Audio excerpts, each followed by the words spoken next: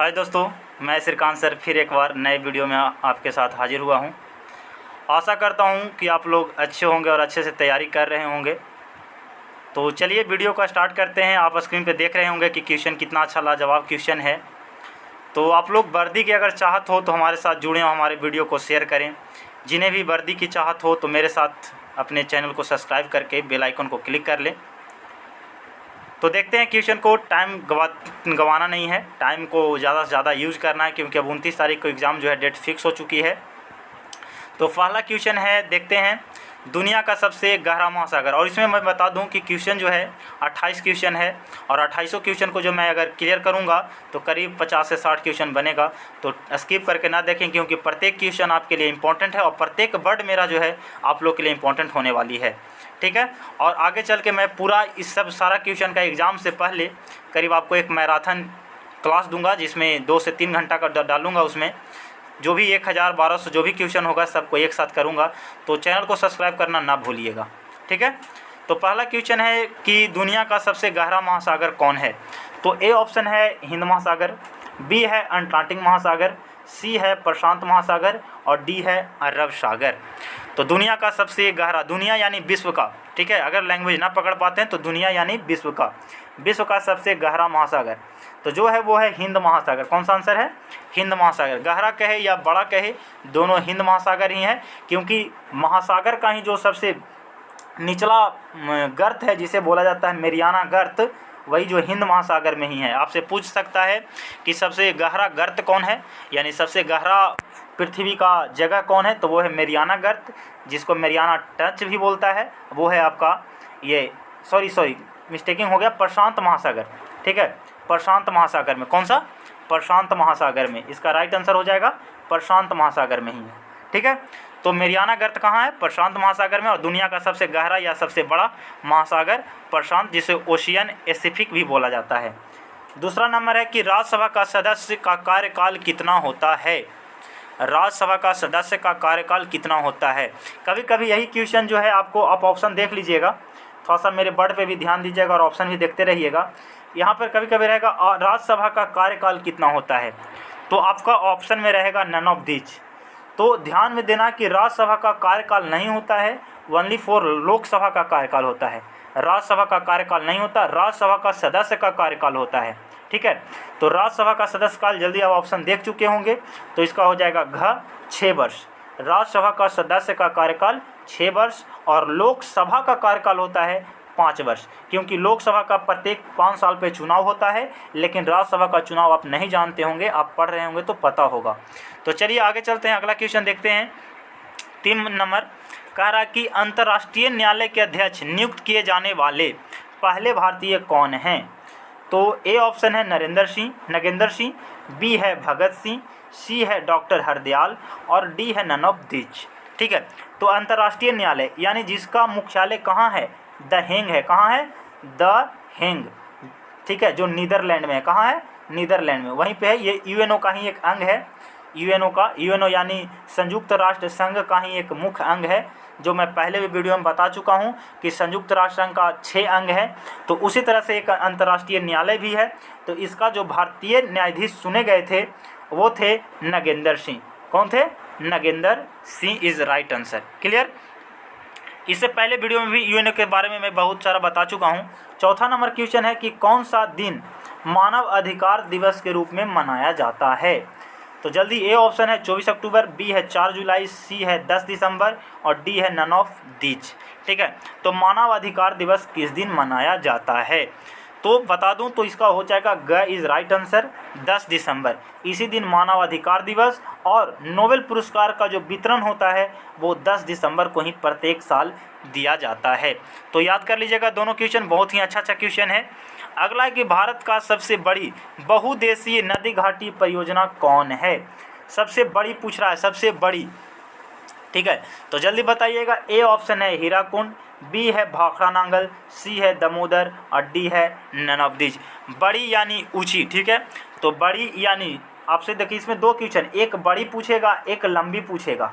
ठीक है, एक बड़ी और एक लंबी। तो दोनों का क्वेश्चन जल्दी जल्दी इसको आंसर बताइएगा। ठीक है। तो बड़ी जो होता है हीराकुंड होता है, सबसे बड़ी हीराकुंड बांध है, सबसे बड़ा जो है कहाँ है, हीराकुंड। और किस नदी पर है, महानदी उड़ीसा में है। कहाँ है, महानदी उड़ीसा में। 6 नंबर क्वेश्चन है कि सांची स्तूप किस राज्य में स्थित है। सांची स्तूप किस राज्य में स्थित है। ए है मध्य प्रदेश, बी है उत्तर प्रदेश, सी है बिहार, डी है महाराष्ट्र। तो जल्दी बताइएगा इसका आंसर। तो बता दूं आंसर, तो इसका है Madhya Pradesh is right answer. Sanchi स्तूप कहाँ है, मध्य प्रदेश में है। आगे है each one teach one. Each one teach one यानी प्रत्येक पढ़ेगा, है ना, प्रत्येक एक और प्रत्येक पढ़ेगा कार्यक्रम किससे संबंधित है। ईच वन प्रत्येक एक और प्रत्येक, टीच वन यानी प्रत्येक पढ़ेगा, ये जो है चलाया गया कार्यक्रम है। तो जल्दी बताइएगा इसका है, पहला है प्रौढ़ शिक्षा, नियमित शिक्षा, अनौपचारिक शिक्षा या जागृत नागरिक। तो इसका बता दूं आंसर, तो इसका हो जाएगा का प्रौढ़ शिक्षा। ये क्वेश्चन आ सकता है क्योंकि ये फिलहाल में यह सब क्वेश्चन आते रहता है, और जो है आप ध्यान दीजिएगा यूनिक क्वेश्चन, अब बार बार रटा हुआ क्वेश्चन नहीं आता है ना, छोटा छोटा क्वेश्चन नहीं आता जो बार बार आप देख रहे होंगे एग्जाम में। अब कुछ जो आएगा अलग आएगा क्योंकि आपके पास बहुत सारे टाइम मिल गया था। अगला क्वेश्चन है भारत और पाकिस्तान के बीच शिमला संधि पर हस्ताक्षर कब किया गया था। तो भारत पाकिस्तान के बीच शिमला संधि यानी शिमला समझौता कब हुआ था। ए ऑप्शन है 1975, बी है 1972, सी है 1971 और डी है 1962। तो चलिए, ये जो शिमला समझौता हुआ था ये भारत पाकिस्तान जब दूसरा युद्ध हुआ था यानी 1971 में, उसके बाद ही ये जो हुआ था समझौता, यानी 1972 में। इसका राइट आंसर इज हो जाएगा, ठीक है, ख इज राइट आंसर 1972, ठीक है। तो आपसे पूछा जा सकता है कि भारत पाकिस्तान का पहला युद्ध तो 65 में, उसके 65 में जो हुआ था युद्ध, उसके बाद ताशकंद समझौता हुआ था 66 में, और उसके बाद जो 71 में युद्ध हुआ दूसरा युद्ध भारत पाकिस्तान, उसके बाद जो समझौता हुई थी वो हुई थी शिमला समझौता 72 में। क्लियर। 9 नंबर है महानदी कहाँ से निकलती है। ए है रायपुर, बी है पटना, सी है उज्जैन, डी है देहरादून। तो महानदी कहाँ से निकलती है, जल्दी आंसर, आप लोग को क्यों खो जाना चाहिए। तो यह Raipur is right answer. Mahanadi कहाँ से निकलती है, रायपुर से। चलिए अगला है 10 नंबर, आनंद मठ। आनंद मठ के लेखक कौन है। तो ए है बंकिम चंद्र चट्टोपाध्याय, बी है अबुल फजल, सी है कालिदास और डी है शरद चंद्र चटर्जी। तो चलिए देखते हैं इसका आंसर क्या हो जाएगा। तो आनंद मठ के लेखक जो हैं बंकिम चंद्र चटर्जी हैं, ठीक है, Bankim Chandra Chatterjee is right answer. आगे है मेघदूत के लेखक, ठीक है, मेघदूत के लेखक कौन है। अगला क्वेश्चन है आपका, मेघदूत के लेखक कौन है। तो जल्दी बताइएगा। ए है कालिदास, बी है तुलसीदास, सी है कौटिल्य और डी है वेदव्यास। जल्दी बताइएगा। तो मेघदूत के लेखक कौन है, मेघदूत के लेखक जल्दी बताइएगा। तो बताइएगा मेघदूत के लेखक कालिदास। चलिए आगे चलते हैं अगला क्वेश्चन पर। 12 नंबर, सौर मंडल का सबसे बड़ा ग्रह। तो सौर मंडल से मैं करीब 75 क्वेश्चन बनाया था और इसका वीडियो डाल चुका हूं, तो प्लीज़ उसको देख लीजिएगा आप।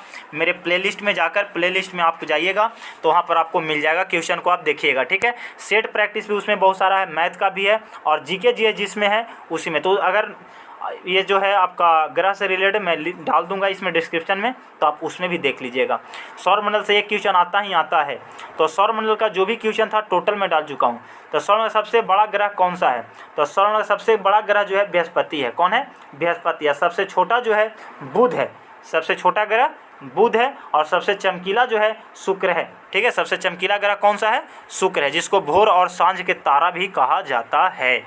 आगे 13 नंबर कि निम्नलिखित में से कौन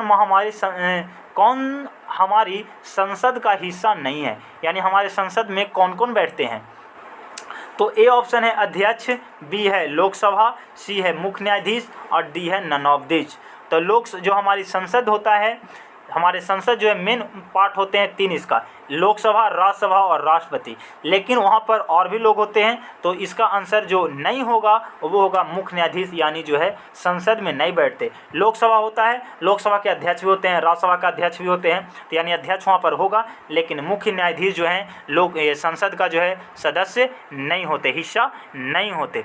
अगला है अशोक ने अपनी आखिरी लड़ाई यानी सबसे अंतिम लड़ाई कहाँ लड़ी थी, ठीक है। तो ए ऑप्शन है मलाया, बी है कलिंग, डी है कोची और डी है नन ऑफ दीज। तो जल्दी बताइएगा इसका आंसर, क्योंकि जो ये युद्ध हुआ था, मैं अगर नोटिस करूं तो ये जो इसका युद्ध जो सबसे लास्ट हुआ था 261 ईसा पूर्व हुआ था। तो अब आप बता सकते हैं कि ये कब हुआ था, तो ये कौन सा हुआ था, तो ये जो है कलिंग युद्ध हुआ था, जो 261 ईसा पूर्व में अशोक ने अपना सबसे अंतिम लड़ाई लड़कर उसके बाद अपना जो है अस्त्र को त्याग दिया था और लड़ाई जो है बंद कर दिया था। उसके बाद कहा था कि मैं अस्त्र नहीं उठाऊंगा और लड़ाई नहीं लड़ूंगा। ठीक है, तो याद कर लीजिएगा कलिंग युद्ध। ठीक है, 261 ईसा पूर्व। युवा स्वस्थ आदमी के दिल का धड़कन की दर क्या होती है, यानी जो हमारे जो एक युवा व्यक्ति हैं उनका दिल का धड़कन क्या होगा बताइएगा। तो ए ऑप्शन है 50 टाइम, 72 टाइम, 108 टाइम्स मतलब इतना बार। ठीक है, 50 बार, 72 बार या 108 बार। 1 मिनट, दर मतलब होता है कि 1 मिनट में। तो बताइएगा इसका आंसर जो होगा ये राइट आंसर हो जाएगा, ख इज राइट आंसर। 72 बार पर मिनट धड़कता है हमारा दिल। ठीक है, अगला है मस्तिष्क का कार्य क्या होता है। तो ए ऑप्शन है सोचना। क्वेश्चन पूरा पढ़िएगा, ऑप्शन टोटल देखिएगा तभी आप मारिएगा, ये नहीं कि देखिए मस्तिष्क का कार्य क्या है और फट से मार दिए, नहीं। ए ऑप्शन है सोचना, बी है शरीर का संतुलन बनाए रखना, डी है दोनों, सी है दोनों और डी है केवल ए। तो मस्तिष्क जो है सिर्फ सोचता ही नहीं है, अगर आप घ सोच रहे होंगे तो मस्तिष्क है जो खाली सोचता ही नहीं है, ये जो है शरीर का संतुलन भी बनाए रखता है। तो यानी हम कहें तो ग इज राइट आंसर, यानी दोनों, शरीर सोचना भी है और शरीर का संतुलन बनाए रखना भी राइट आंसर। आगे शरीर का तापमान देखने के लिए थर्मामीटर में किसका प्रयोग होता है। आप लोग तुरंत मारिएगा, खट से आना चाहिए आंसर, तो इसका जल्दी बताइएगा। पहला है लेड, पारा, चांदी, नन ऑफ दिस। तो इसका राइट आंसर मैं बता दूं जल्दी तो पारा। ठीक है, आगे देखते हैं 18 नंबर कि सूर्य ग्रहण होता है। सूर्य कब ग्रहण लगता है, सूर्य ग्रहण आपसे पूछ सकता है चंद्र ग्रहण और सूर्य ग्रहण। तो सूर्य ग्रहण कब होता है और चंद्र ग्रहण कब होता है, दोनों ऑप्शन एक ही पर होगा और यहीं पर भी जस्ट इसको क्लियर करेंगे एकदम। ठीक है, तो ए है कि पृथ्वी सूर्य और चंद्रमा के बीच आती है, बी है चंद्रमा सूर्य और पृथ्वी के बीच आती है, ग है संकट के दौरान और घ है सूर्य चंद्रमा और पृथ्वी के बीच आती है। तो सूर्य तो जो है कभी चंद्रमा और पृथ्वी के बीच आएगा ही नहीं, क्योंकि सूर्य एक जगह स्थित है, चंद्रमा इधर है, पृथ्वी इधर है, सब एक दूसरे को घूम रहा है, सूर्य के घूम रहा है। ठीक है, तो ये हो सकता है कि सूर्य यहाँ पर होगा, चंद्रमा और पृथ्वी के बीच, चंद्रमा और सूर्य के बीच में पृथ्वी आ सकता है, या फिर सूर्य और पृथ्वी के बीच में चंद्रमा आ सकता है। दो ही क्यों इसमें आपका रिएक्शन होगा। तो सूर्य ग्रहण कब लगेगा, तो सूर्य ग्रहण यानी हमें सूर्य नहीं दिखना। तो हमें सूर्य कब नहीं दिखेगा, जब हमें कोई ढकेगा। तो ढकेगा कौन हमको, और ढकेगा चंद्र। तो यानी हम कहें कि चंद्रमा जो है सूर्य और पृथ्वी के बीच आ जाती है, ख इज राइट आंसर।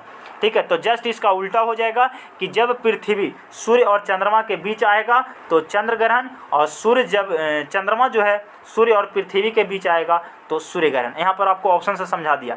मान के चलिए देखिए, यहाँ पर सूर्य है, यहाँ पृथ्वी है और इसको चंद्र है जो यहाँ पर इसको घूमते रहता है। सूर्य पृथ्वी को घूमता है चंद्र और सूर्य को घूमता है पृथ्वी।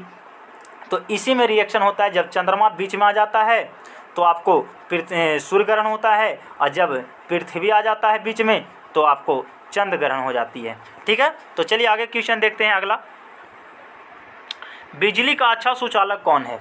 तो ए है कांच, बी है कागज, सी है तांबा, डी है पानी।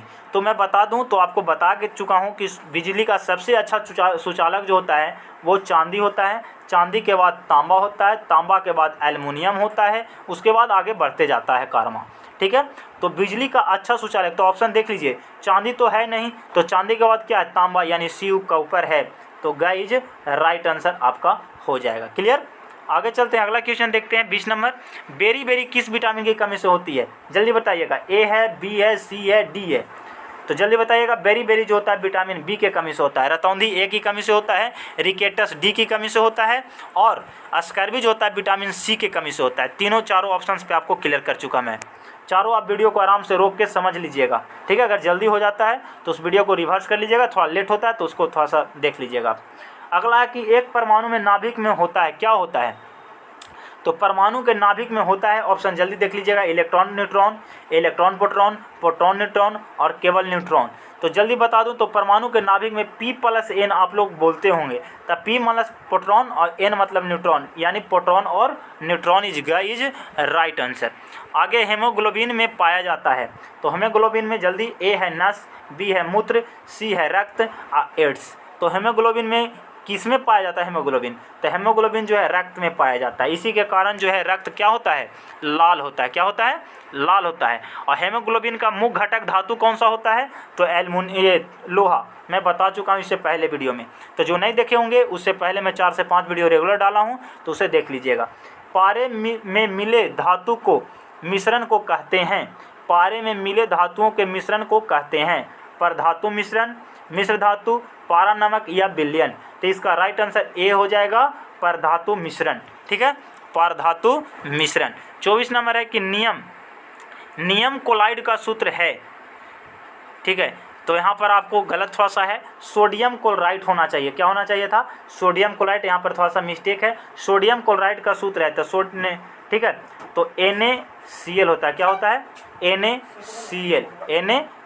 ठीक है, ये थोड़ा सा गलत है यहाँ पर। ठीक है, सोडियम क्लोराइड NaCl होता है, जिसको साधारण नमक कहते हैं। क्लियर। अगला है 25 नंबर की पेनिसिलिन क्या है? तो ए है एंटीबायोटिक दवा, वसा, एंजाइम या प्रोटीन। तो पेनिसिलिन जो एक होता है, आंसर बता दूं तो होता है एंटीबायोटिक दवा होता है। पेनिसिलिन क्या है? एंटीबायोटिक दवा है। ठीक है, आगे है कि लोहे में जंग लगना क्या है? तो ए ऑप्शन है भौतिक परिवर्तन, बी है रासायनिक परिवर्तन, या फिर बायोकेमिकल परिवर्तन, या फिर विद्युत रासायनिक परिवर्तन। चारों ऑप्शन आराम से आप देखिएगा। तो मैं बता दूं कि भौतिक परिवर्तन किसे कहते हैं और रासायनिक परिवर्तन किसे कहते हैं। आप इतना ही से पकड़ लीजिएगा कि लोहे में जंग लगना क्या कहलाता है। तो भौतिक परिवर्तन वह परिवर्तन होता है कि जिसे अगर किसी चीज़ दूसरे में रूपांतरण कर दिए हैं हम, उसे फिर वापस वही रूप में हम ला सकते हैं, उसे भौतिक परिवर्तन कहते हैं। जैसे नमक को पानी में मिला देना, पानी को हम अलग कर सकते हैं, नमक को अलग कर सकते हैं, तो ये हो गया भौतिक परिवर्तन। लेकिन रासायनिक परिवर्तन वह होता है कि जिसे अगर हम किसी चीज़ में रूपांतरण करें, जैसे दूध से दही बनना, फिर दही से आप दूध नहीं बना सकते, इसलिए वो कौन सा परिवर्तन है? रासायनिक। तो उसी तरह से लोहे को अगर जंग लग गया तो उसे आप फिर निम्न लोहा नहीं बना सकते, नहीं, इसलिए उसे रासायनिक परिवर्तन हम कहते हैं। 26 क्वेश्चन इसमें था। तो चलिए बस इतना ही तक इस वीडियो में। तो आप लोग अपना काम करना है, मैं अपना काम कर चुका हूँ, अपना वीडियो डाल दिया। तो आप लोग अपने वीडियो को अपने भाइयों में शेयर कर दें, लाइक कर दें, और अपने चैनल पर नए हों तो सब्सक्राइब कर लीजिए। आपका अपना चैनल है उड़ान सेना रिटेन, जिसे बहुत ही बेहतर तरीके से पढ़ाया जा रहा है। तो आपको पर डे 25+ क्वेश्चन मिलेगा, 25 से कम नहीं, और एक बार सभी का मैराथन मिलेगा, जो एक बार एग्ज़ाम से पहले, और जो भी है VVI क्वेश्चन है और प्रीवियस ईयर क्वेश्चन है। आप देख सकते हैं पहले वाले आप जो एग्ज़ाम दिए होंगे उनका, या फिर आप अभी फ़िलहाल में भी जो 4-5 एग्ज़ाम पढ़ा होगा उससे भी आप मिला सकते हैं। तो बस इतना ही तक। जय हिंद, जय भारत, वंदे मातरम।